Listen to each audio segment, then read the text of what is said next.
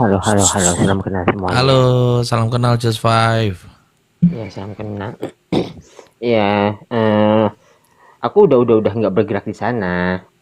Tahun 2020 aku udah serahkan ke teman. Oh Dulu itu gitu. nama komunitasnya itu tahun 2015.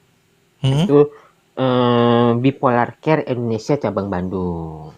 Wow, Oh, itu si Rizky domisilinya juga Bandung tuh. Ya dulu cuman tahun 2019 itu udah beralih Hmm? nama jadi rumah kita. Kayaknya aku pernah denger deh rumah kita deh. Ya, aku sendiri juga keren. terdiagnosis, kita juga di komunitas 80% pengurusnya adalah orang-orang yang terdiagnosis yang sudah bisa kendalikan emosinya. Oke. Yang Hmm, kamu mau tanya nggak? Kan kamu bipolar juga kan? Mungkin ada tips and trick Aku gitu. mau jawab lagi apa gitu. Sorry. Bodoh lah. kalian ada apa di belakangku? Ini istriku Lira itu udah didiagnosa bipolar itu kapan ya yang? 2000 2023. 2023 gitu. Oh, Dan Hmm. itu masih aku didiagnosisnya 2015 organic delusi. Hmm. oke 2015. Wow. Gimana perjalanannya sampai 11 tahun ini? Sebenarnya kok perjalanannya itu nggak dari 2015, tapi Ya, dari SD. tahunnya 2015 Nah, kan? kalau dari SD itu ibuku sempat bawa ke psikolog dan aku terdiagnosis ADHD hiperaktif. Oh, oke. Cuman emang nggak di sekolah khusus, tapi di sekolah umum. Oh, oke. Wih, kalau di sekolah umum dibully nggak tuh? Pastinya, Pasti ya. pasti. Sebuah pertanyaan yang Ya, pastinya sampai ya aku nggak bisa gamblang ya. Intinya tuh jalur cepat ketemu Tuhan. Nah, ngerti ya maksudnya. Oke. Mau entat lah ya. Dan itu aku udah nggak terhitung berapa kali dulu aku ngelakuin. Dari ketinggian, tali, nyamuk, pergelangan tangan, ode. Hmm. Itu Damn. aku ngelakuin, bener-bener ngelakuin, literally ngelakuin. Bukan berdasarkan cuman baru keinginan. Bener-bener ngelakuin. bentar ya. Lanjut aja nggak apa-apa. Hmm. Dan selamat terus ya. AFK. Diselamatin oleh Puji Allah. Tuhannya selamat. Dulu aku sempat malah protes, gue ingin ketemu sama Tuhan, tapi masih diselamatin. Gue coba berbagai cara supaya bisa ketemu sama Tuhan, cuman Tuhan gak ngizinin. Gak ngizinin betul. Malahan Tuhan ngizininnya adalah aku menyelamatkan orang-orang yang dulu berkelakuan seperti aku. Gitu ya. Ya, tahun Oke oke. 2015 itu perkumpulan itu berdiri itu. Itu tahun Oh keren juga ya. 2015. Dari 2015 itu kalau nggak salah tahun-tahun segitu masih belum aware tuh soal kesehatan mental tuh. Ya, Itu makanya awal-awal aku masuk kuliah juga tuh tahun itu. dulu itu apa gimana ya? Dulu itu cuman karena tiba-tiba aku sama temen aku tuh kepikiran, yuk kita ngumpulin orang-orang kayak kita yuk. Orang-orang kayak gimana? Yang putus asa, yang merasa sendiri, yang merasa terabaikan, sebagainya. Yuk kita kumpulin yuk orang-orang kayak kita. Ya Aku ya. carinya tuh di satu aplikasi F Biru lah ya, tau lah ya F Biru itu apa gitu. Biru oke oke. Apa? Ini TikTok ini Nggak bisa, jangan nggak bisa gamblang. nggak bisa, Nanti di ban ini akunku. nggak bisa apa? Kita pakai cara gamblang aplikasi yang lain. Pokoknya Ya, F warnanya biru. Tau lah ya aplikasi apa tuh. aku Oh, tahu. Tapi kalau si Eh, psikolog satu ini kayaknya nggak ngerti nih. yang tuh itu. ya Apa sih? pokoknya muka buku lah ya kalau bahasa Buka Indonesia-nya ya. buku, dah itu muka buku tuh. Muka buku bahasa Masih sampai Indonesia-nya. nggak ngerti kebangetan sumpah. Nah, dulu tuh Oh, oh, aku cari di semua grup-grup di sana. Terkumpullah 24 orang. Dari sana berlanjut. Udah ketemu sama orang-orang. Nah, itu ada kisahnya tuh di video aku gitu. Bahkan aku sampai kan aku punya puisi kan yang bertemakan kesehatan mental. Hmm. Aku minta bantuan AI untuk dibuatin lagu dari puisi aku. Ada juga tuh di VT. Udah ada berapa lagu ya?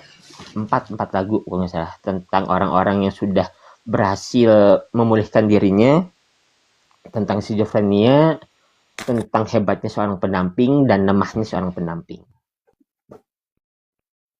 Itu ada DVD, jadi bisa di cross check aja lah itu.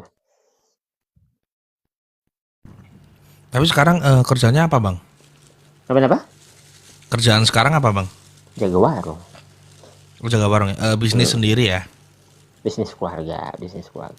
Hmm. Cuma aku juga nge-live juga. Cuman nge-live-nya aku tujuannya untuk merilis isi kepala supaya nggak Oh ya. overthinking. Sama sih. Kadang-kadang aku juga kayak pengen ngobrol.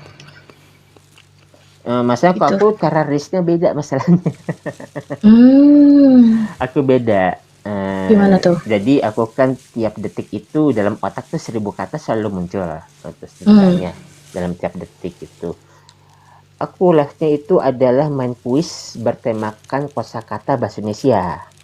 Dimana aku itu tiap hari setidaknya harus membuat 100 kata untuk jawaban, dan aku harus berpikir satu jawaban gimana caranya supaya mereka nggak bisa menjawab, dan aku harus mikirin aspek-aspek clue yang sangat luas. Oh, jadi bikin game gitu ya? Misalkan contoh nih, kata sayap misalkan.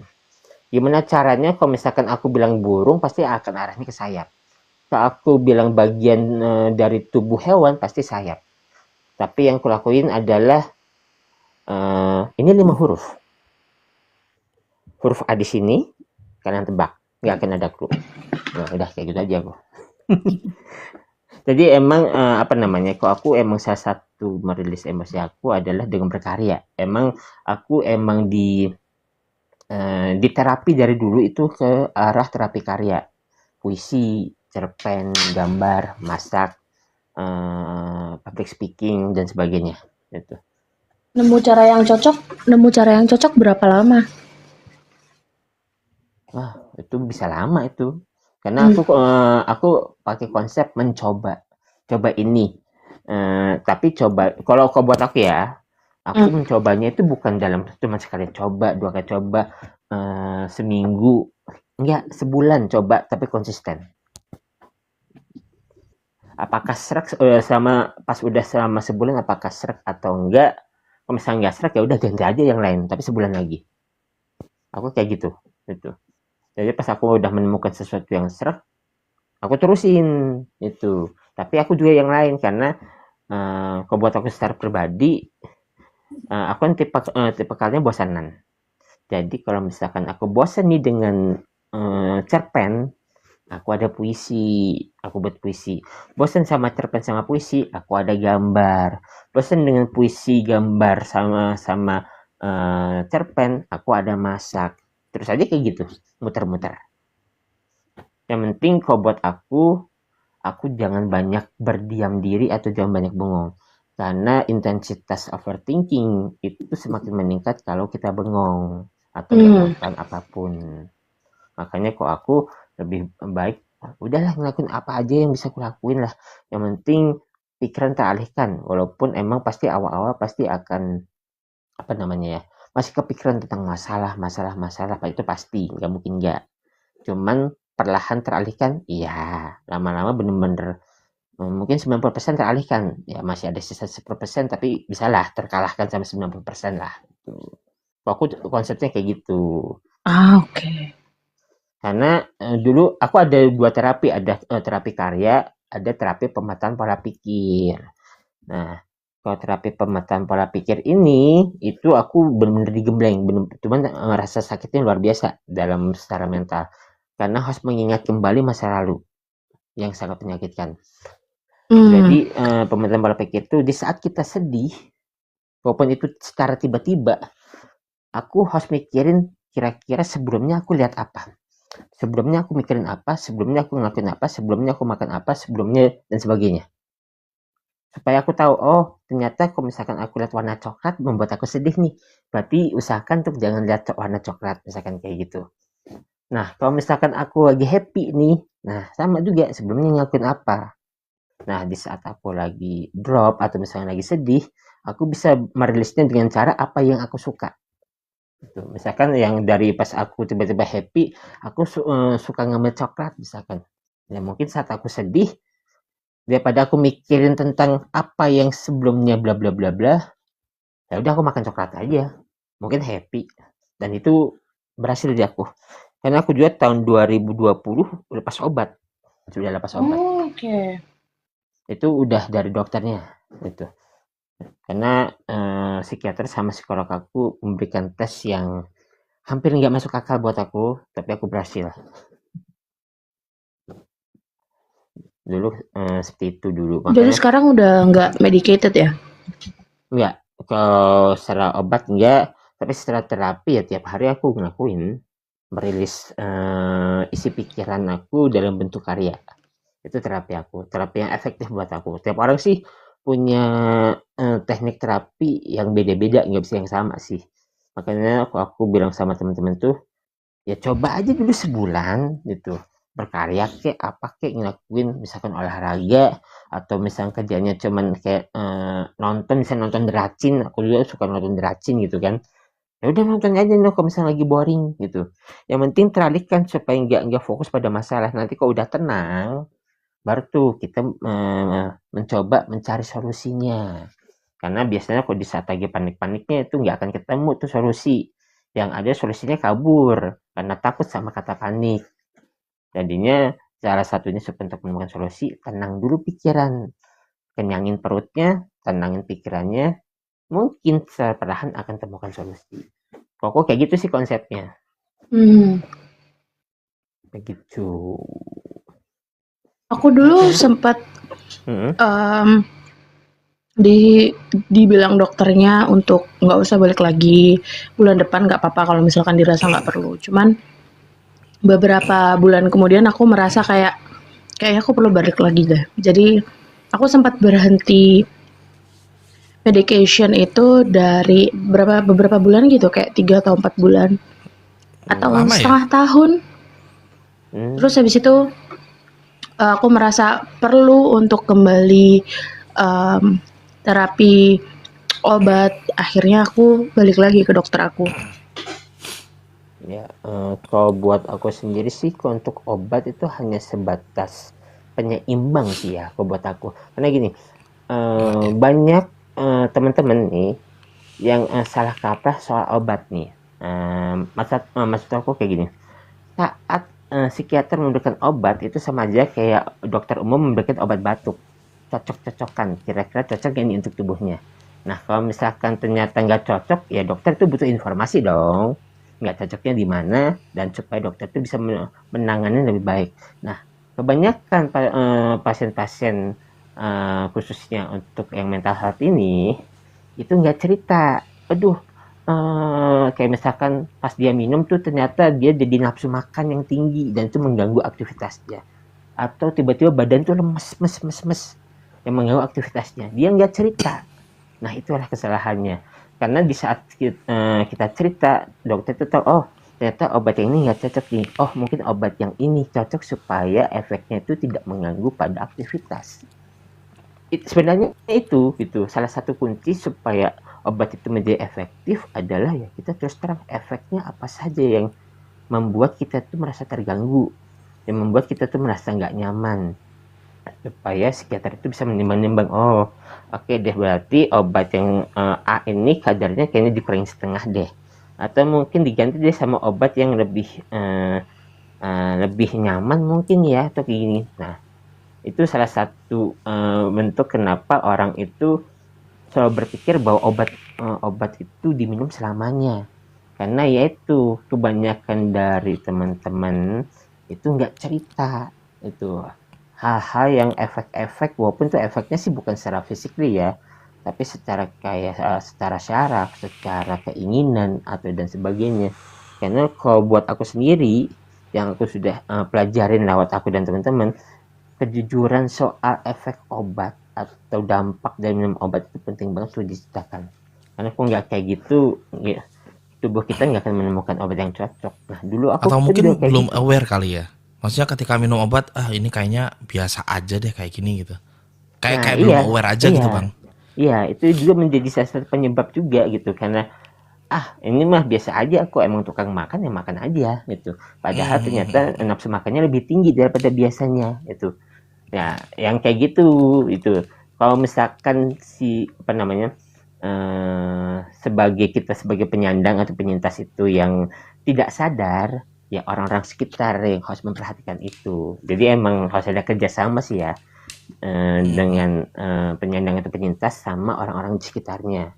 Karena itu obat aku penting sih. Nah, kebetulan untuk di kasus aku ngerasa bahwa ini tuh perlu untuk dibicarakan gitu. Kalau kalau nggak dibicarakan ya aku mungkin selamanya akan minum obat. Kayaknya sih begitu. Gitu sih kalau dari pandangan aku ya kalau soal obat. Nah, kalau soal misalkan proses perkembangan dari diri kita sendiri, eh itu aku nggak bisa dipastikan kayak gimana, karena tiap orang kan punya atau benang merah yang berbeda, rasa sakit yang berbeda, masa lalu yang berbeda. Tidak bisa disamakan dengan pandangan orang lain. Mungkin bisa dicontoh, bisa dicoba, bisa. Tapi untuk cara merilisnya itu masing-masing. Nah, kalau dari pengalaman aku sendiri, eh banyak prosesnya lah ya istilahnya. Dan itu pun enggak cukup sebentar istilahnya kayak gitu untuk proses tuh. Bukan masalah lepas dari obatnya, bukan, tapi udah bisa bener-bener kayak ngerasa pulih gitu. Walaupun nanti akan ada pernah drop lagi, iya pernah. Yang mungkin ya pernah relapse, pernah. Cuman setidaknya intensitasnya itu sangat menurun drastis dari pas sebelum aku bisa lepas dari obat atau sebelum aku melakukan banyak terapi gitu. Jadi ya kembali lagi sama diri sendiri, temukan yang tepat untuk merilis emosi itu atau merilis overthinking, karena overthinking itu yang paling berbahaya buat aku itu. Bagaimana? Aku pada di mute. Ini lagi pada sibuk kah nih? Ngedengerin. Ini ini asumsi aku aja ya. Kan gini, istriku itu dari segi bentuk badan tuh gendut kan, overweight gitu. Aku itu punya asumsi, walaupun nggak dibenarkan juga asumsi ini. Karena aku memperhatikan bahwa istriku ini, si Lira ini, makannya tuh dikit. Makannya tuh dikit. Tapi kok makin membesar waktu dari kita awal pacaran sampai nikah kok makin membesar. Nah, aku punya asumsi bahwa kayaknya obat itu yang bikin badannya tuh kayak ya membuat dia gendut gitu loh. Bisa Aku punya asumsi jadi, itu, tapi bisa jadi. Ada juga sih teman-teman yang kayak gitu ada. Dia makannya sedikit tapi makin mengembang ada, atau yang malahan makin kurus malahan ada juga itu. ya, ya, ya. Ya, mungkin itu emang didiskusikan supaya benar-benar temuin, karena ya kita nggak ada yang tahu lah ya. Misalkan karena badan itu makin kurus atau badan itu makin gemuk, apakah secara mental orang tersebut itu merasa nyaman atau enggak, itu kan itu Ya, kembali lagi itu. Cuman emang kalau misalkan itu merasa terganggu atau misalnya merasa bahwa ini udah makin aneh nih ke sini atau udah makin kurang pas nih ke sini, ya mungkin bisa dikonsultasiin gitu. ya, ya. Heeh. Karena itu Nah, itu penting loh, aku sempat, bagian itu penting loh. Konsultasi soal obat itu salah satu bagian penting. Jangan iya, salah. aku itu sempat diskusi sama istriku kan, yang ini kok Mm-mm. aku ngerasa badan kamu kok kayak makin gendut ya gitu. Padahal makan kamu itu dikit gitu. Apa jangan-jangan karena obat gitu? Ya istriku, ya maybe gitu. Ya coba deh kamu tanya ke psikiater kamu, kira-kira ada nggak obat penggantinya yang nggak ada efek samping kayak gitu gitu. Ya, sebenarnya sih kalau misalnya dibilang gak ada efek samping, semuanya ada efek samping sih ya. Oh, Itu semuanya ada ya? Oke. ada, nggak mungkin nggak. Itu pasti pasti ada, karena dari pengalaman aku ataupun dari teman-teman di komunitas itu pasti selalu ada, entah itu nanti jadinya ukuran tubuh atau misalkan pola pikir atau misalkan tiba-tiba ada bagian yang misalkan kakinya tiba-tiba jadi getar gitu. atau misalkan dia itu lemes. Kalau yang aku alamin itu aku 3/4 hari itu lemes. Saraf-saraf kayak seakan dimatiin semuanya itu. Wow, 3 sampai 4 hari. Bukan, 3/4 hari. Oke, Jadi sama 3 sampai 4 hari. 24 jam itu 3/4-nya lah. 3/4 dari 24 jam itu badan tuh lemes gitu. Setelah Hmm. 1 jam aku mengkonsumsi obat tersebut gitu. Jadi aku juga harus pikirin tuh saat aku minum ada jeda efeknya enggak nih gitu. Kalau aku mungkin aku orangnya cukup detail ya orangnya. Jadi aku harus benar-benar ngecek nih saat aku minum obat efek yang akan muncul itu berapa lama itu. Terus berapa lama juga efek itu bekerja dan apakah itu mengganggu dengan aktivitas aku atau enggak. Aku dulu tuh sampai sedetail itu tuh. Bahkan dulu aku sampai catat di buku tuh jam-jamnya Oh, jam minum dicatat ya? obat dan ya kalau aku sih cuma sebagai untuk apa namanya ya mungkin Data bukti aja aja lah ya. lah bukti aja gitu ke dokter karena kan takutnya itu mungkin nggak percaya atau kayak gimana ya ini sebagai overthinking aku aja sih tapi tetap aja aku untuk sebagai bukti untuk bukti nyata nih efek-efeknya kayak gini jam segini bahkan lengkap tuh waktu itu sebulan aku catat sama sebulan juga tuh 30 hari 30 hari atau 31 hari dulu tuh aku tunjukin dan ternyata pas dikasih obat atau diturunin dosisnya efek itu lama-lama perlahan hilang tapi nggak langsung ya tapi perlahan itu perlahan hilang karena kan sisa obat dari yang kemarin-kemarin itu masih nyangkut di tubuh kan karena kan obatnya bahan kimia istilahnya kan itu Iya, betul. masih ada nyangkut-nyangkut di tubuh jadi itu hal yang wajar kalau misalkan efeknya tuh Thank you, bertahap Ki. oke bertahap berkurang gitu jadi emang itu hal yang penting sih salah satunya kalau untuk masa meres emosi ya itu kembali ke masing-masing sih itu aku nggak bisa apa namanya nggak bisa bilang harus ngikutin caraku enggak. Itu masing-masing itu begitu. Nah, kalau untuk terapi gitu ya, itu kita yang ngulik sendiri atau kayak disaranin sama psikiater gitu?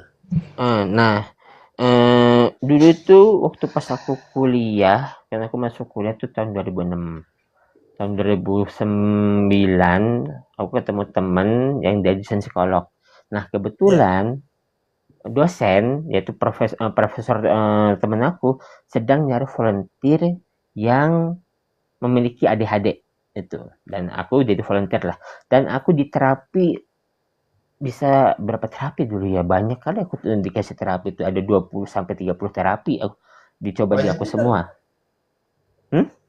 Banyak bener. ya namanya juga jadi bahan uji coba Iya. satu sisi aku senang-senang aja karena aku dapat penerapan nih yang selama ini gue bingung nih gue harus kemana nih isi otak aku harus digimanain ini gitu kan nggak bisa ini kayak gini terus gitu ya udahlah mumpung ada yang gratisan gue juga dapat fulus kan gitu ya udah gue manfaatin aja gitu walaupun gue dicobain sana sini karena masalahnya bukan hanya satu profesor di situ ada terapis ada psikolog juga yang udah sepuh lah istilahnya kayak gitu untuk aku sebagai bahan tes eksperimen lah kasarannya kayak gitu makanya aku sudah dapat bekal nih dari terapi makanya waktu pas masuk 2015 aku di diagnosis aku nggak kaget gitu karena ya emang arahnya udah ke sana gitu cuman kan karena ini bahan aku bahan eksperimen tidak secara apa namanya tertulis atau tercatat karena makanya makanya saya bahan eksperimen jadi nggak sampai tercatat atau misalkan terdata secara data lah itu karena mereka juga nggak mau ngomong secara aku pun juga nggak mau itu aku maunya benar-benar nanti secara terdatanya real sama psikolog yang emang ngetes aku gitu kan dulu kan aku dites MAPI dan sebagainya lah dulu tuh waktu pas 2015 karena masalahnya 2015 aku tuh sempat self diagnosis Oke. gara-gara Google ciri-ciri bipolar wah gua banget nih langsung aku dijewer sama teman-teman aku, langsung dibawa lah ke psikiater sama psikolog, dites ternyata skizofrenia, terus berubah lagi bipolar, terakhir organik delusi. Apa? Delusi? Organik delusi. Kayak Karena gimana aku tuh? karena aku ada epilepsi. Oke, oke. Jadi organik itu muncul karena epilepsinya. Kalau delusinya karena emang aku ada ranah delusinya. Jadi waktu pas sebelum aku didiagnosis organik delusi ini, itu Hmm? aku sempat masuk ruang isolasi dan aku nggak ingat itu, nggak ingat apa yang terjadi. Dan ternyata saat aku tanya-tanya, ternyata aku tuh membuat sebuah permainan ke teman-teman komunitas untuk menemukan aku. Gitu. Temukan Oke. aku ada di mana dan aku nggak sadar aku membuat permainan kayak gitu. Dan ternyata saat sudah ketemu aku langsung dibawa tuh ke ruang isolasi itu. Dan di situ baru tuh dicek riwayat hidup aku tuh yang sakit penyakit, apakah ada sakit penyakit, ternyata ada epilepsi. Ya udah jadinya organik delusi gitu. I see, I see. Lumayan banyak juga ya. Ya begitulah. Menurutnya Bang Just Five itu Mm-mm. bisa terjadi apakah karena didikan orang tua kah atau ada ya keturunan? Hmm, kalau secara pengalaman aku sendiri ya, masalahnya aku kan ada organiknya, jadi emang awalnya emang dari epilepsinya, jadi bukan dari traumatiknya. Oke. Eh, Cuman kalau dari teman-teman di komunitas, itu kan kata organik kan jarang atau langka lah bisa dibilang lah, nggak semua Hmm. orang bisa punya istilah kayak gitu. Ya. Kalau dari pengalaman aku sama teman-teman, ya kebanyakan sih dari lingkungan ya, baik lingkungan pertemanan atau lingkungan keluarga, tapi emang kentalnya tuh rata-rata di lingkungan keluarga. Malahan Hmm. ada yang satu cerita agak-agak lucu aku dengarnya, cuman itu hal yang lumrah itu Hmm. adalah dia terdiagnosis karena masnya sering ditanya kapan nikah. Wow. Dia stres karena masalahnya satu sisi dia emang punya cacat fisik, gitu kan, dia punya cacat fisik Oke. yang membuat dia nggak percaya diri. Dan awalnya sih fine fine aja, cuman karena sering ditanya kapan nikah dia jadi frustasi. Hmm, Saat hmm, hmm. dicek ternyata dia skizofrenia saat dites. Oke. Jadi banyak Oke. sih. Sebenarnya itu kayak hal sederhana atau hal yang bukan sederhana sih ya. Mungkin buat orang itu tuh sesuatu yang menakutkan, misalnya kayak itu ditanya kapan nikah, apalagi ditanya berulang kali, ya, sehingga membuat dia tuh kayak Risih sih. risih. Udah Iya. gitu makin risih ditanya terus-terusan, dia makin nggak tahan tuh, akhirnya Betul, betul. overthinking dan sebagainya kan, dan itu bisa menyebabkan ke arah sana itu. Mau Ada ngelawan juga tapi kasus. keluarga sendiri, uh-uh, teman sendiri gitu. Ada juga dulu waktu itu ketemu teman di Jakarta. Dia itu memilih untuk jadi perempuan. Dia itu cowok. Oke. Eh, Namanya apa? Transgender kah? Enggak. Dia tetap secara full body itu cowok, cuman gayanya aja gitu. Dia yang Oke, oke. ke cewek, bahkan dia berdandan kayak cewek gitu. Cuman Oke. dia tetap nggak memilih untuk kayak operasi dan sebagainya, dia nggak gitu. Ya, ya. Saat aku mengetahui kisah hidupnya, ternyata dia nggak menjadi cowok karena ibunya meninggal karena penyiksaan yang dilakukan oleh ayahnya. Itu. Wow. Oke. Sehingga dia berpikir bahwa menjadi laki-laki itu jahat. Dan dia Hmm. tuh lebih baik menjadi perempuan dibandingkan jadi laki-laki. Hmm, hmm, Hanya hmm. masalah Ada kayak gitu, trauma dan lah ya. ya trauma jatuhnya kan itu. Dan banyak, makanya aku di komunitas itu aku memilih jadi humas dibanding jadi leader. Aku 3 kali ditunjuk jadi leader, ogah gua. Kenapa? Oke. Pertama, aku nggak ngerti surat menyurat, males aku ngurusnya. Mesti ngurus sana sini, kerja sama pemerintahan, ngomong sana sini, malas aku, mending aku dengan curhatan orang. Iya. Nah, akhirnya ya itu aku jadi humas dan aku banyak banget dapat informasi. Ternyata kebanyakan itu emang dari dalam rumah, kebanyakan. Itu Yang yang aku banyak. amati, Bang. Mm-mm. Jadi iya, alasan aku salah satunya bikin komunitas yang namanya Safe Space sama istriku itu Mm-mm. karena aku ngelihat apa ya? Kan kita di Mojokerto nih domisilinya dan di Mm-mm. dekat rumah itu ada yang namanya Rolak Songo gitu. Tuh, Mm-mm. kan dekat Sungai Berantas kan. Dan itu banyak ternyata aku nanya ke istri itu banyak kejadian untuk melakukan itu gitu loh, lompat gitu loh. Ah, Hmm. Pemicunya adalah di tahun kan 2024 itu pertama nikah, itu akhir bulan 2024 ada berita yang lompat ke Sungai Berantas, terus habis itu mm. bulan apa ya yang ya? 2025 juga kalau nggak salah Nggak tahu, bulan lupa. April, Mei atau sekitar kita kan bikin safe space Juli ya yang ya. Juni akhir. Juni. Ya Juni akhir berarti awal-awal Juni itu ada lagi yang lompat gitu loh.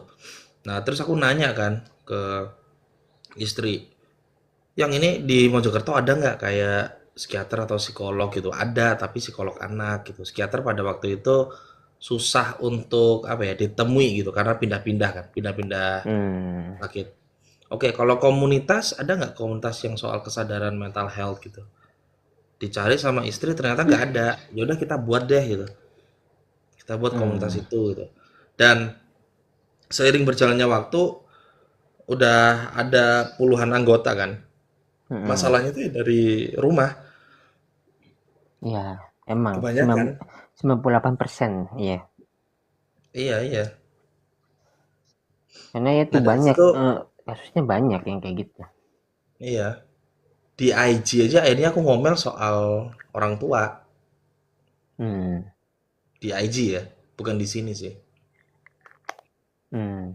Cuman emang sih apa namanya ya?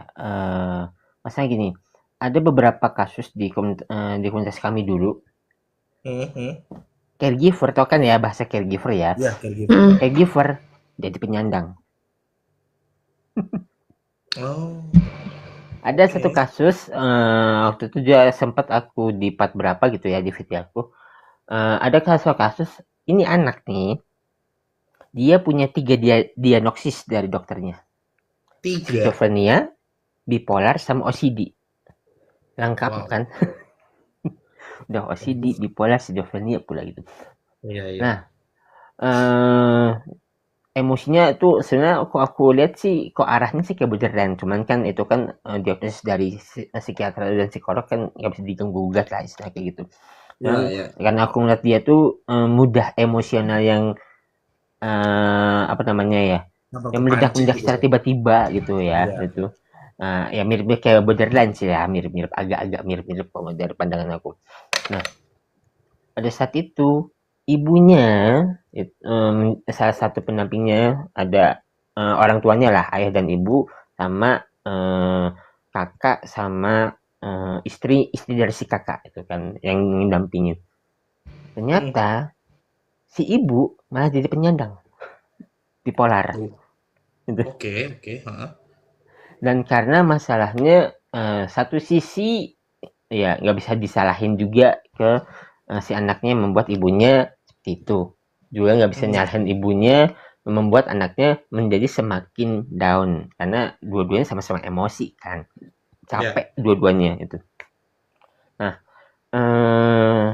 kesalahan di sini tuh aku lihat kesalahan satu, sebagai pendamping itu tidak ada yang dia tuh ada me time-nya, dia terlalu fokus sama orang lain, dia nggak fokus sama dirinya Oh, sendiri gitu.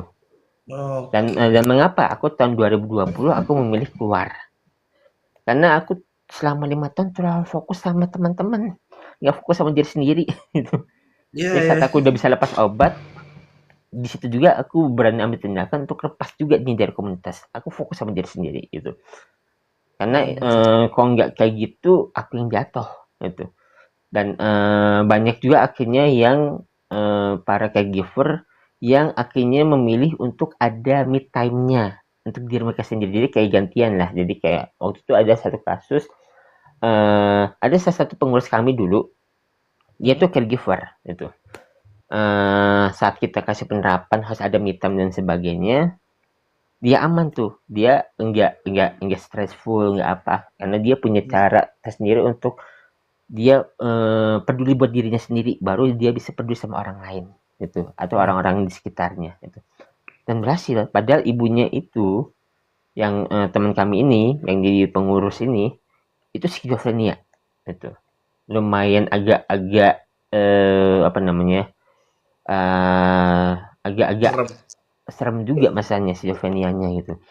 Cuman untungnya teman kami ini yang bukan penyandang enggak jadi penyandang dan tetap jadi caregiver karena kita sudah ngebentuk nih teman kita nih, dirimu wajib ada me time gitu. Dirimu nggak datang ke acara komunitas, is okay, nggak masalah. Yang penting kamu ada acara untuk dirimu sendiri, jangan terlalu fokus ngurusin orang lain, capek itu. Ya, ya.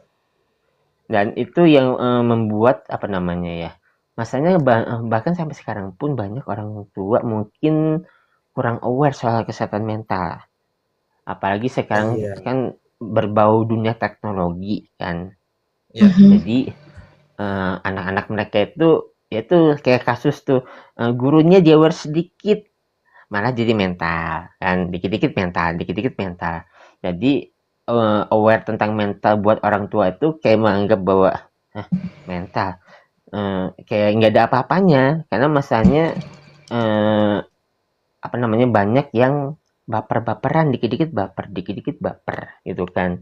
Sehingga anak itu jadi kayak tantrum atau apa, sehingga orang tuanya juga kayak ngerasa capek, dan akhirnya banyak orang tua yang dikit-dikit kasih HP gitu kan, dikit-dikit kasih HP gitu.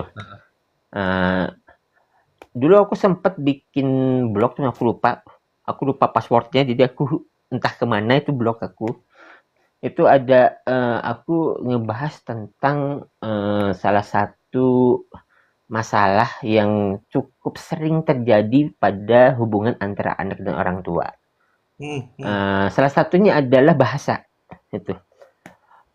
Kayak contohnya nilai jelek dimarahin, itu bisa menjadi masalah loh.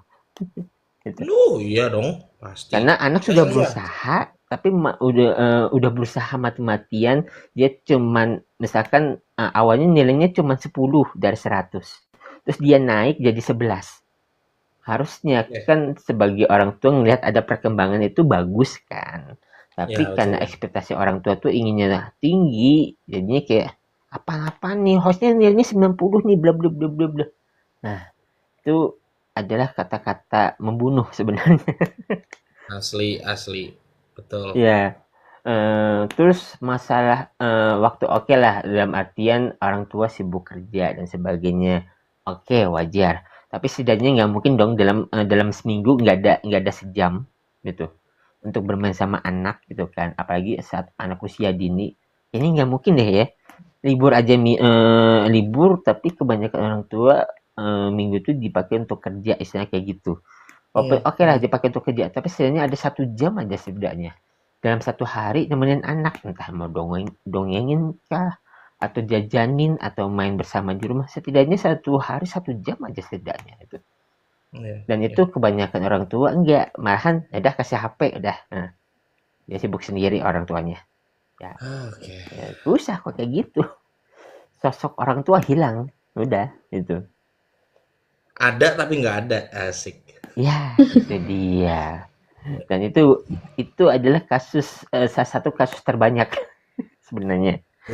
Makanya kenapa banyak anak-anak tuh jadi nakal di sekolah, karena tujuannya itu bukan emang dia ingin jadi jago, enggak, supaya orang tuanya yang ngeliat dia gitu.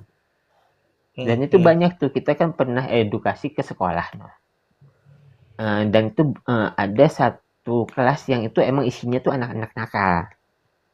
Saat kita tanya secara pendekatan, tujuan mereka cuma satu, ingin diperhatikan sama orang tua mereka. Itu. tujuan kebanyakan ada juga sih karena emang ingin berkuasa dan sebagainya ada. Cuman kebanyakan tuh ingin diperhatikan sama orang tua mereka karena orang tua mereka tuh sibuk kerja lah, dikit-dikit Ya. diomelin lah, dikit-dikit misalkan dikasih uang jajan atau dikasih HP sehingga nggak dapat perhatian. Jadi mereka tuh cara perhatian itu dengan bikin ribut sengaja supaya orang tua yang datang supaya setidaknya ada komunikasi antara orang tua sama anak walaupun caranya salah gitu. Ya. Itu sih yang terjadi sih, makanya aku sampai ada nulis blog kayak gitu tuh karena itulah yang terjadi dengan diriku dulu. Oke. Sangat familiar sekali. Insightful juga ya. Mungkin kamu ada pertanyaan yang ini bateraiku udah mau habis ini. Enggak sih aku.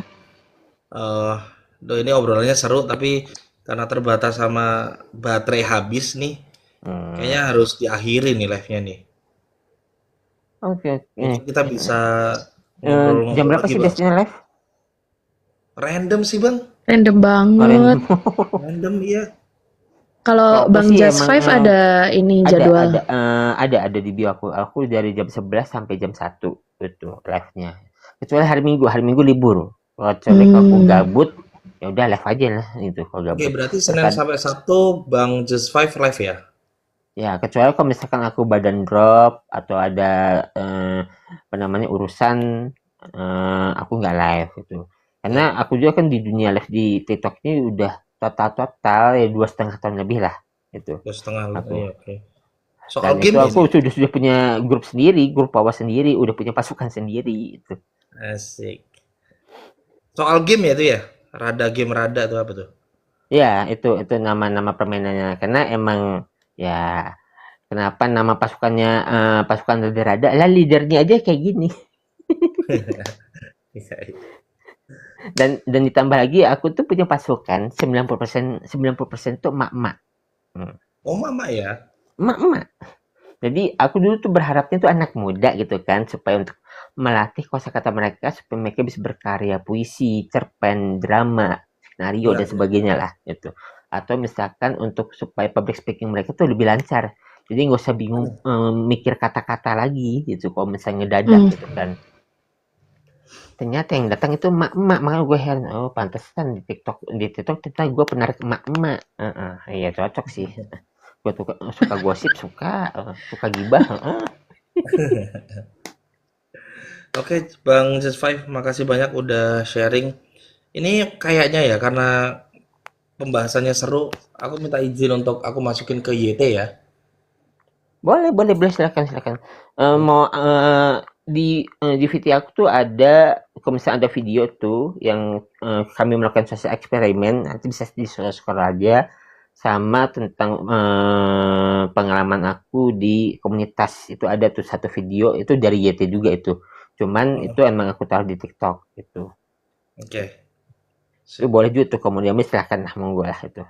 Atau misalnya mau ngambil salah satu lagu yang ada di VT aku mau aja juga silahkan tuh. Siap. Oke, makasih banyak ya Bang Just Five untuk sharing. Sama-sama. Nanti itu aja dikirim di DM aja tuh YT-nya apa gitu. Oke. Beres. Alright. Oke. Makasih banyak ya. Thank you. Sama-sama. Selamat istirahat. Selamat malam juga. Oke. Bye-bye. Bye-bye.